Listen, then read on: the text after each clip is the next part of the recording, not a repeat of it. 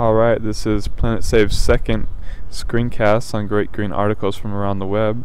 This first article is by Climate Progress, and it's on record-breaking heat levels in June and in spring of this year so far in general. As you can see, the red bars showing heat records compared to blue bars cold records, and there's a big difference.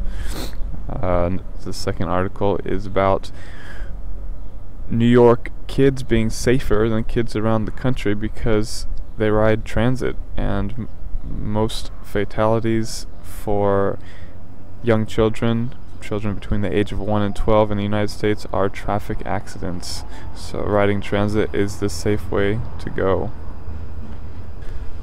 This is an article on Yahoo Green showing that oil has now seeped into New Orleans Lake Pontchartrain and has also hit the coast of Texas. So places it had not been yet, it has now reached. An article on green building elements is about an urban master plan community that consumes more carbon than it emits. That's a place to live. An article on CNET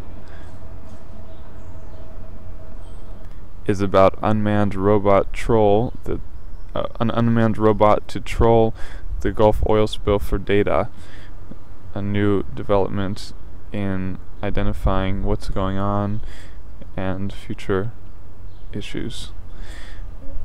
An article by Climate Progress looks at the Dutch assessment of the IPCC. Although you might see other news sources such as the Wall Street Journal trying to make this into a controversial story, the fact is the Dutch assessment of the International Panel on Climate Change has found overall the summary conclusions are considered well-founded and none were found to contain any significant errors. Case resolved? Perhaps, but since so many media outlets ran with the story that there were major problems in the report and that the IPCC had done bad research, Media Matters has made a good list of all the media outlets that should go back and retract their stories or statements which were founded on bad reporting. CNN has a great post by war veteran Jonathan Powers, who spent the last 2 years in Iraq and has a great opinion piece on why we should cut our addiction to oil, mostly focused on national security and not relying on foreign oil for our everyday needs.